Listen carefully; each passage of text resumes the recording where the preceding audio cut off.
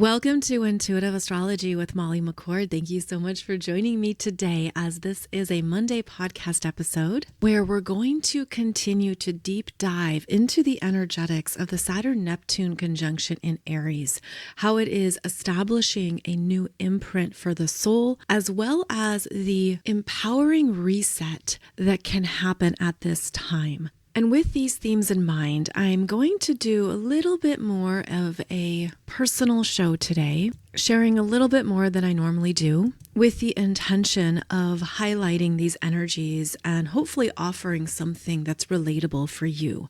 Now, most of my audience is women between 35 and 75 years of age who are educated, independent, well-traveled, and professionals, meaning you have a career and or another role that you actively contribute to. And so when I see this data on my audience, I know that I am you and you are me. We have a lot in common in terms of our healing journeys, spiritual growth, and perhaps even karmic energies and soul contracts that we can understand in one another. So I will be offering a little bit more in today's show, again, with the intention that it supports you in anything you are moving through. And so for today's show, I wanted to title it The Sovereign Feminine and New Soul Cycles. Now, this can certainly relate to those of you who are male and or masculine, since we all have these energies within us, but I'm going to focus on some specifics that feminine energy moves through as we grow and evolve, including the triggers, wounds, and painful energies that can arise. Because one of the themes of the Saturn-Neptune conjunction is Aries is the right to exist. It is the right to be you. And this is a conjunction that requires us to be different and new, which means we have to break cycles, patterns, and soul contracts that are no longer aligned. And as we do so, those same energies are the ones that tend to come up quite dramatically and clearly so that we can see them for what they are, but we can also see ourselves in how far we've come on our path. And so there is a phenomenon that happens when a soul begins to individuate. We know we are evolving. In psychology, they call it differentiation. Mysticism calls it an initiation. Neuroscience would call it rewiring. Astrologically, we call it a conjunction that signals it's time for a rebirth. And part of this energy in Aries is where you realize it's time to stop abandoning yourself. And as soon as you do so, other energies, other people, and even something in your environment destabilizes because they were connected to a part of yourself that you have evolved out of. This is when there can be a sharp turn in the energy and more things become visible that were previously hidden. The move from Pisces into Aries is a stark contrast in what we see that was previously unseen. So this is a time on your journey when you are meant to see something in a new way from a higher consciousness and with new eyes. This is not random. This is beautifully timed for you to see how you have grown and changed, as well as anything else around you that is destabilized by your growth. You can associate it with science because when you begin strengthening the neural pathways that are associated with self-trust, which are particularly found in the medial prefrontal cortex, which is where we create and link identity and self-referential processing. When those neural pathways are strengthened, you quite literally change how you experience yourself. Your self-concept stabilizes internally as you stop seeking external regulation and validation. And so for those who unconsciously relied on you as any form of supply, they feel that shift. It feels like a withdrawal, a disappearance, and a very strong boundary. And so this is when, as your energy changes in any and all ways on your own ascension path, you feel like a new and different version of yourself. In addition, of course, to all the energy work, the emotional work, the spiritual growth, the healing, the inner child work, the karmic closures, all of that taken together recreates you into a new next version of yourself And this is where others cannot access you, at least not in the same way. And so then they may seek other forms of control or manipulation because your sovereignty and your growth is seen as a threat. And psychologically, narrative control is one of the fastest ways to regulate any type of fragile identity. This is where jealousy, superiority complexes, manipulation, power games, lies, slander, and even subtle character attacks emerge, because this is where those who relied upon you for something can no longer access you. Then we take into consideration the power of the heart and how that impacts your emotional intelligence, your ability to connect, to give and receive love, to give and receive heart-based connections with others. And as that evolves, it shifts your electromagnetic intelligence. In fact, science now confirms that the heart generates a measurable electromagnetic field extending beyond the body, influencing interpersonal dynamics and all relationships around you. So when your heart grows, when your self-love and self-confidence grows, it literally has an effect on the energy you're in and everyone who's picking up on those energies. And so this is when you are strengthening the energies between the mind and the heart. You are becoming more empowered and stronger in your energy field. And it exposes anything that is not in alignment with those expressions. The sovereign feminine is here to build those energies within herself first. And again, this does apply to all of us because we all have masculine and feminine energies within us. As we do our personal healing work and growth work, our feminine qualities become more embodied. That includes empathy, intuition, receptivity, emotional intelligence, connection, love, understanding, trust. These energies are no longer submissive or denied or distorted expressions. They are more sovereign in their strength and expression. And this is when the sovereign feminine also feels that she is able to claim her intelligence, her body, her intuition, her power, and her authority without compromise, without apology, and without needing external validation. This is part of the grand awakening on the planet at this time, where the feminine is stepping into her sovereign role to be her own creatrix, to be her own force of life. And this rising of the feminine is meant to happen alongside the masculine.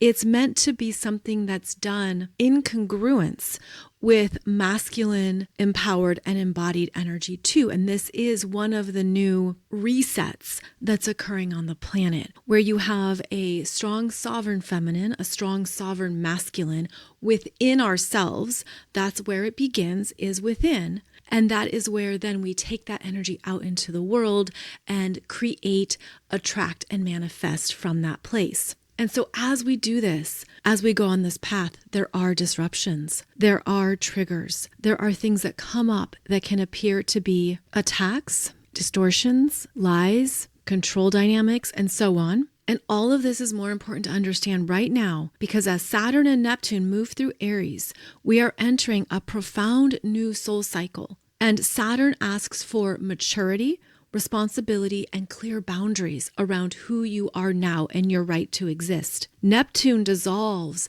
illusions, false narratives, anything that was based on deception or manipulation of energetics. And so we are entering a period of identity purification that is a big part of this rebirth. So this is where we are required to release old patterns, outdated relationships, fully own more of our energy than ever before, and to move away from anyone who tried to control your light. On a psychological level, we know it as ego restructuring. Spiritually, we call it karmic closure and completing soul contracts. On a neurological level, it is the pruning of outdated relational patterns. So again, the unconscious programming and patterns that your brain has relied upon and fed into are also being reset, should you accept this initiation and invitation into your own rebirth. This is a much grander level change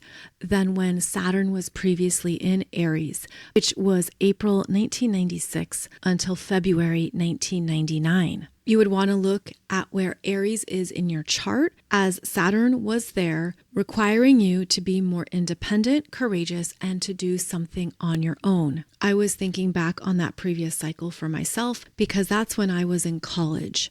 And in college, I was very active in many things that I loved and enjoyed. I was a college cheerleader, doing stunts on the sidelines with male cheerleaders and performing dance routines on basketball courses. I was also nominated and elected to be president of a campus-wide organization where I was leading 30 people every week. And after that, I was nominated and elected to be a vice president for a university-wide program that oversaw a lot of what was going on campus for thousands of students. Plus, I did lots of volunteer work and had lots of friends in all these different areas of life and different connections. But I remember that back in that time, there was this one person who I wasn't close with, but she was in my friend group who always made snide marks about my work and my achievement. Her name is Amy. And Amy was always the one to get in a dig or criticize something that I was doing. She was a small town mean girl with a superiority complex and was always comparing herself to others. And it showed up as the superiority through insults, through making fun of someone or something that was different than her or doing something that she wasn't doing. I didn't consider her a friend because I don't like that energy, but it was important to look at how people will attack you and put in their criticism based on who they are, based on their own perceptions and their own needs. And so can you relate to any time you do something that you love, that you're passionate about, that has your name on it? There are going to be others who see that as some kind of threat or opportunity to insult you, based on their own perception and framework. Very human, right? And anytime you're out there and you're being seen, you will experience this in any environment that you're in, whether that is in a school or education environment, whether that's at work or doing sports or any kind of social involvement, wherever there are groups of people, and those people all have different belief systems and different backgrounds that they come from. Yes, you're going to have multiple opinions coming at you. And so these can be wonderful opportunities for you to assess your own energy, what you're taking in, what you're understanding, and to also become more acquainted with the patterns you go into or you loop into because of these experiences. For example, you could ask yourself, where did I shrink to be liked? Where did I overgive to avoid abandonment or rejection? Where did I tolerate envy disguised as friendship? Where did I ignore my intuition? And I think back on the last time Saturn was in Aries, and we were required to stand stronger in who we are, in our gifts, in our leadership, in our ability to create what we want. And I find that I was doing all of those things. I was not even aware that it could be different or that I could approach something differently. The empath in me could always sense people's discomfort. And I was always reading energy long before I knew how to describe it. I was always picking up on subtle cues, unspoken glances. I could also hear a lot of conversations that were occurring that weren't happening right in front of me. And I didn't know at the time what all that was. But through the years, I learned how to trust it and how to grow with these gifts and abilities. And this is what we're meant to be doing in this lifetime. At a core level, we are meant to be advancing with our intuition and our spiritual abilities in order to navigate this journey with greater discernment and more wisdom. And I realized that one of my patterns was to let it slide when I encountered people's insecurities or shadow side, because I could also see what I enjoyed and loved about them. But as I became more intuitive and psychic, there were things I could no longer let slide. And there were things I could no longer allow in my own space or in my own relationships, because I also wasn't allowing it in myself. When we're changing our own patterns, when we're becoming more aware of what no longer works for us, as well as where our own shadow is coming through strongly. When we see that and we're conscious of it, we often feel this is the universe saying it's time to evolve this. It's time to integrate it or to own it in a whole new way. It's also time to be a better version of yourself. And as we do so, there are those who can't travel with us simply because the energetics no longer match, but also because we don't tolerate things anymore. We don't tolerate gossip girls, backstabbing, any of those lower feminine qualities that can be a default, especially within some groups. And I'm going to say groups of women, groups of girls, they can default into that negative gossip, those attacks, the slander, the jealousy, all of those projections can certainly take over and then basically become how those friendships continue on. And keep in mind that this then becomes their patterns. And so the person who is talking negatively about one individual is also the person who's going to talk negatively about any other individual, including her husband, including her other friends and their creative abilities, including everybody else, because that is their pattern. And if they aren't able to evolve that pattern or change it, or if they simply don't want to for whatever reason, that's certainly their free will. But then you also get a choice, and you get to choose whether or not you continue to engage with them in that pattern, or if you leave the relationship because you're choosing to change your pattern. Pattern recognition is huge. We all have them. We all have them. And ultimately, we want to evolve the negative ones into positive, healthier ones. But what happens when people don't do that is that then they can turn on you and target you, try to rewrite their history with you, because your evolution exposes what they have refused to face or change in themselves. And it doesn't have to be that way, right? It certainly doesn't. And one thing that I've seen in my own journey is that the people who attack me are attacking my feminine qualities through jealousy, competition, superiority, lies as narrative control. And it used to be something that really damaged me, that was incredibly painful until I was able to grow through it, become stronger in my heart, my self-love, my emotional intelligence, my honoring of boundaries for myself, and also my strength in my positioning, where just because someone is choosing a certain energy doesn't mean I have to participate in it or respond or react or be a part of it. And we can see this come up really strongly in narcissistic traits where control mechanisms are used. Narrative manipulation, smear campaigns, projection, triangulation,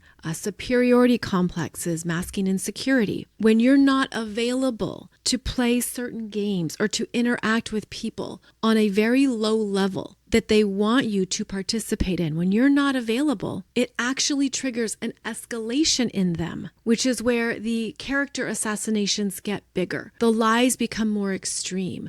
The jealousy or envy can grow. The rewriting of history unfolds as a form of control. So when someone can't control you or your reality, they try to control how others perceive your reality. It's like a narrative warfare. It's psychological warfare. And it's done through social positioning, reputation assassinations, trying to preserve or control the narrative at any cost. It's intentional cruelty, and it's a complete avoidance of their own patterns, of their own accountability and responsibility. But truth and trust does not panic, because integrity sustains itself, whereas lies require maintenance. So the ability to stand strong in your truth and your self-trust is going to be quieter. It's going to be calmer. There isn't going to be the drama or the chaos or the reactivity, because you don't respond to lies. You don't respond to manipulation.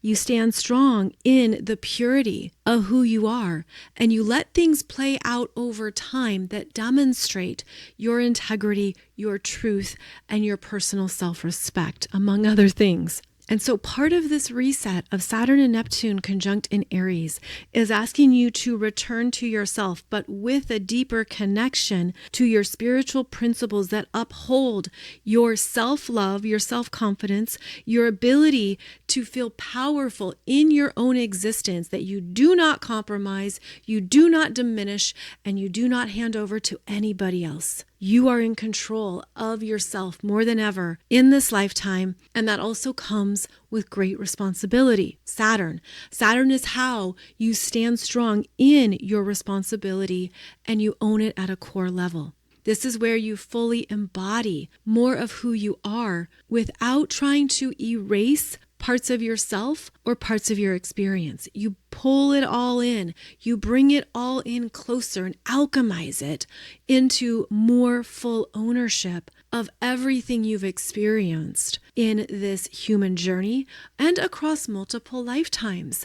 And that is your story to own and your energy to fully love and accept. And we do so from a place of bravery and honesty in Aries, which means it's going to erase and remove anything that isn't you, anything that isn't a part of who you are or who you came here to be. It's going to remove all the lies, distortions, or false narratives. Someone recently said to me something along the lines of, "Wow, Molly, you look so good and so strong for everything you've been through." And I was totally thrown off. I'm like, what do you mean, everything I've been through? What have I been through? Please tell me. Apparently I'm not aware of what I've been through. And then they proceeded to share with me all these wildly ridiculous situations that I've never experienced, I've never had, I've never been in an abusive relationship. I would never tolerate that. I would never tolerate disrespect of words or behavior. In fact, since I was 16 years old, I have been standing up to people who project themselves onto me. I didn't know what narcissism was until only about 12 years ago, but I look back on my childhood and my teen years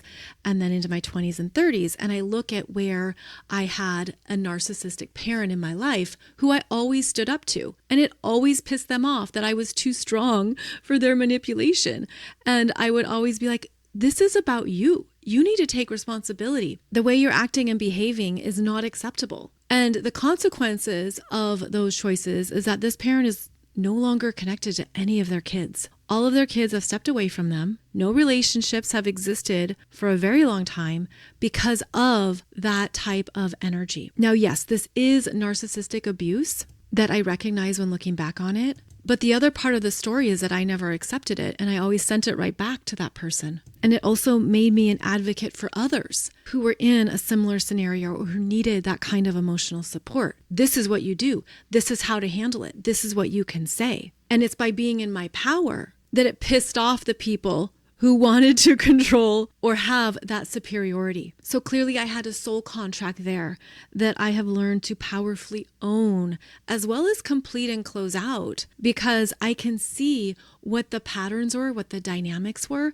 as well as what I healed as a result of it. Thankfully, I've always had a good relationship with other men and another father figure in my life who has brought beautiful, loving, masculine energies into my life.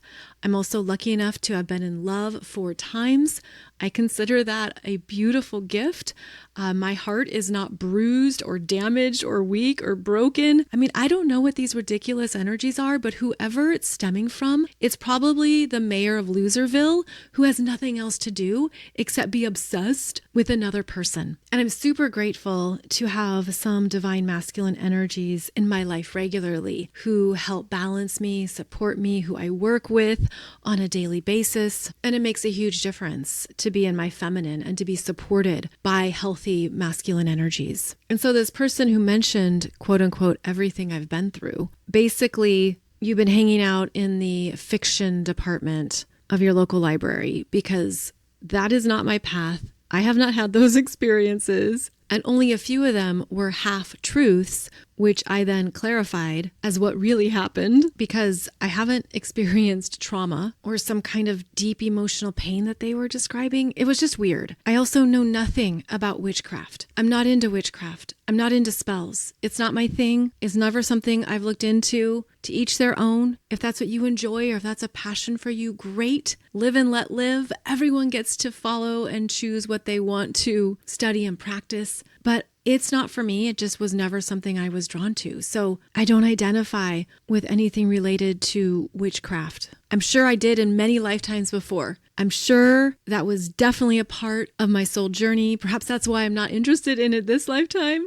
It's a been there, done that kind of thing. But there's also people who use it for very dark purposes. And what they do as part of their cloaking of energies is that they claim that you are the witch when it's really them who is practicing those energies or who are working with certain intentions. And it's a whole diversion tactic of trying to put a scarlet letter on someone when it's really them who are the ones doing these dark things behind the scenes, their moon rituals, hiring others to direct spells and curses and hexes on you. Maybe they're even doing different forms of spells and magic that are very dark and diabolical with extreme consequences and results. So keep in mind that whoever is making those accusations, those are projections that are actually confessions and revelations of what they are doing, and they want you to look the other way, or they want to point you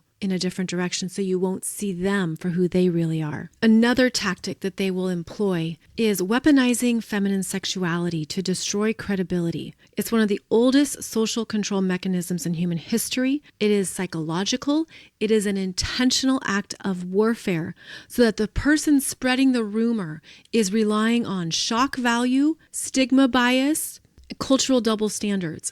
It's also attacking your morality and your moral code, because the fastest way to attempt to discredit a woman has been to question her sexual morality. And this happens when someone cannot challenge your integrity, your work, or your growth. So they try to challenge your character through false insinuations, defamation, and slander, which all have legal consequences. In fact, you could look at how this has played out throughout history. Women who embody sovereignty, wisdom, and power have often been met with fear, slander, and projection. Elizabeth I was labeled cold and manipulative because she wanted to rule without playing into marriage. Cleopatra was called a seductress to override her political acumen and her astute strategies. Joan of Arc was accused of sexual deviance, even though she was the one who was able to lead an army. Queen Hatshepsut in ancient Egypt was one of the biggest builders of that time. She brought about great prosperity and general peace, but her legacy has been erased. And on the list could go of the feminine who was empowered, strong, and wise, but attacked with sexual slander to diminish her character and to label her as promiscuous to destroy her credibility. All lies, absolute lies, and all the lies are a reflection of their fear, jealousy, and need for control. And you are more powerful when you cannot be controlled through shame or through any of these false narratives. The initiation of the healed feminine is that she is calm under attack. She is firm in her boundaries. She is unshakable in her truth. She is still open to her spiritual self and her intuition. You do not defend, you demonstrate. You do not explain, you rise. You do not diminish yourself to make others comfortable. You do not play the game on their low level. So by not sinking to their level, it comes across as silence. It comes across as, oh, if they're not defending themselves, it must be true. No. The bar is too high for them to reach. They can only go low. They don't have anything left. They are grasping at straws and drowning, and that is by their own choices. You maintain your sovereignty. You act with clarity and consistency. You move forward in a way that demonstrates your sovereignty and your power and is not a reaction or response to their low-level attacks or desire for power over your path in any way. And so this is where the evolved feminine is rising because the evolved feminine looks different than the evolved masculine. When they work together in harmony, that is your internal power couple. That is you in alignment with your divine feminine, divine masculine duo that you have beautifully balanced and integrated. But the evolved feminine, the sovereign feminine, rises differently. She doesn't compete, chase, over-explain. She doesn't emotionally collapse when someone says something or insults are spreading like wildfire. All of that is only threatening to those who require external validation constantly. Instead, the sovereign feminine shifts into where she is naturally empowered and confident. She turns to what she has beautifully evolved within herself, what she has learned to do well, what she knows about who she is. You are no longer explaining yourself. You're not defending your heart. You're not competing. You're not needing to be believed. You're not waiting for other people to get it or to hear your side of the story. You're not even chasing gossip or looking for other people to understand you. You're not trying to track down anyone so that they'll believe your side of the story. The feminine that honors herself cannot be undermined, cannot be controlled, and is living her embodied truth, which shines louder than any rumor ever could. If someone has to lie to diminish you, your light is already brighter than their shadow. This is ongoing. This is not one and done. This is not something that you address once and then it all of a sudden dissipates. Rather, you shift the energy progressively and strongly, and over time, that's where you see the results. That's where you see the grand shift has happened and that you have been unshakable in your truth and in your power. The sovereign feminine is all energies. She exists on the full spectrum of emotion, from deep, intense rage into pure, unconditional love and everything in between. There's a beautiful messiness that she is in charge of for herself. And it's by being in that sovereign self-awareness that you fully claim all of your feelings, emotions, and expressions, knowing that you are responsible for them. You will take care of it. You will honor it for yourself, and that it all contributes to your self-love. And astrologically, we see this through many of the asteroids in astrology that represent different archetypes of the feminine, including Black Moon Lilith, Aries, Pallas Athena, Juno, Vesta, Astraea, and so on. So all of the asteroids are connected to the sovereign feminine and what she is here to own in herself without apology and without compromise. And so as you journey on this path, as you fully embrace it, remember that the attacks that arise, the dynamics that surface, can simply be energetic patterns left unresolved in other people, in previous chapters, perhaps even in parts of yourself. And that would be an honest thing to ask is this still true for me?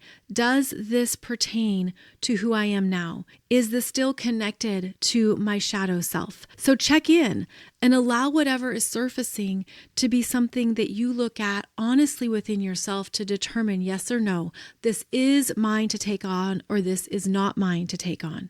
We've all heard it before that other people's actions are rarely about you.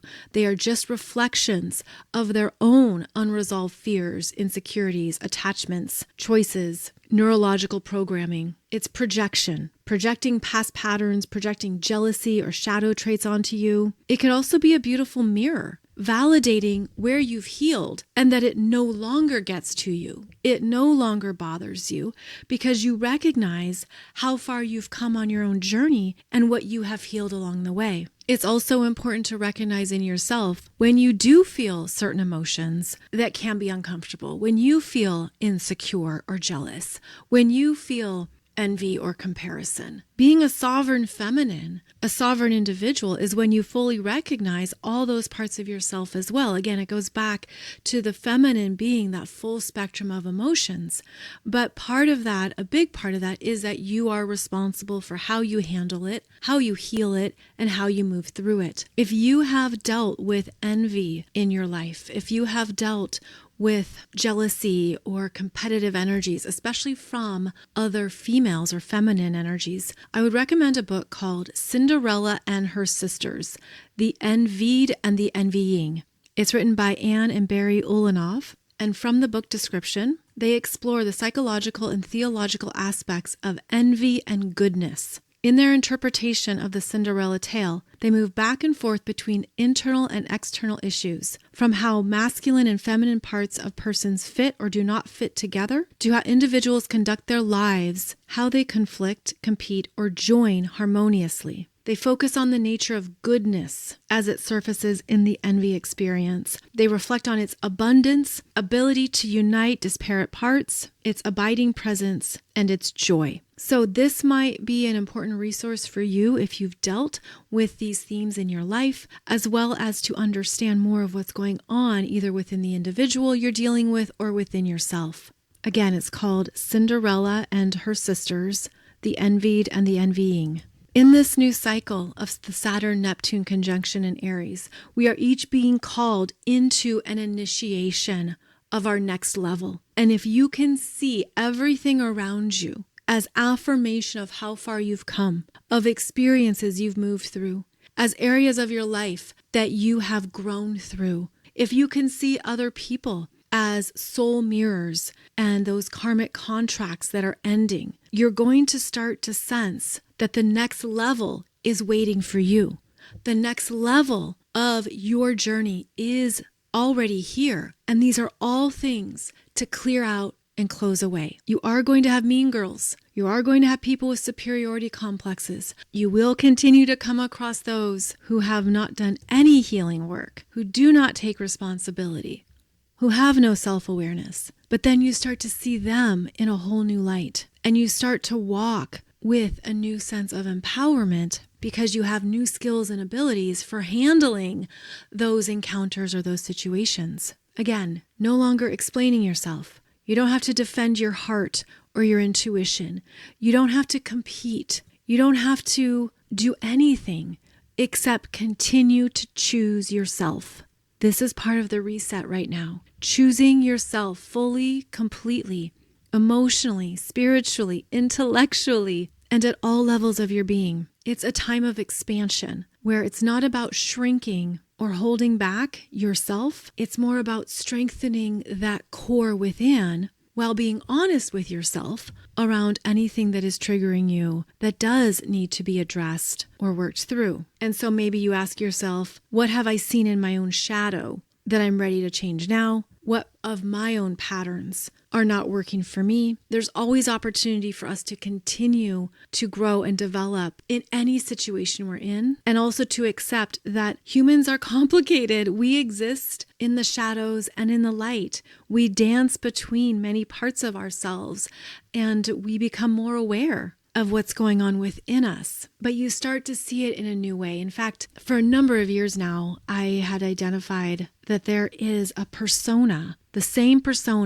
archetype that continues to present itself in my life. And through the years, I have had less and less of a response and reaction to it, especially the past 10 to 15 years. It's the same persona, the same archetype, just different hairstyles, different heights, different clothes, but I recognize it instantly and see the one-sided dynamics of it all. So as Saturn and Neptune in Aries each move forward, they are asking you to leave behind old contracts, outdated patterns, old fears, and anything that has intruded upon your empowerment and your right to exist in all of who you are and who you came here to be. And the final image I'm getting here is that you might find that you're receiving messages or visuals from your energy and other timelines now coming forward to merge together and support you in being the sovereign feminine that you came here to experience. So you might have some of your past life personas or energies come out that are demonstrating parts of your character or parts of your shadow. Maybe they are strongly resonating with a chapter in your life or certain relationships. Feel this is part of the multidimensional aspect of this conjunction, and that it's reminding us how timeless we are and that we have access to multiple timelines within this present reality. There is more support for sovereign feminine energies rising. And again, this is happening with the sovereign masculine. It's something that is occurring in harmony, that divine union within, as well as that divine union externally. This is a powerful time to be in your sovereign power, which is part of our initiation, our rewiring, our differentiation, and the new, healthier patterns that we are actively establishing and living in our lives. Thank you, as always, for joining me for this podcast. I'll be back every Monday, Wednesday, and Friday for a new episode as we continue to move through eclipse season together. Take good care, and I'll see you back here soon.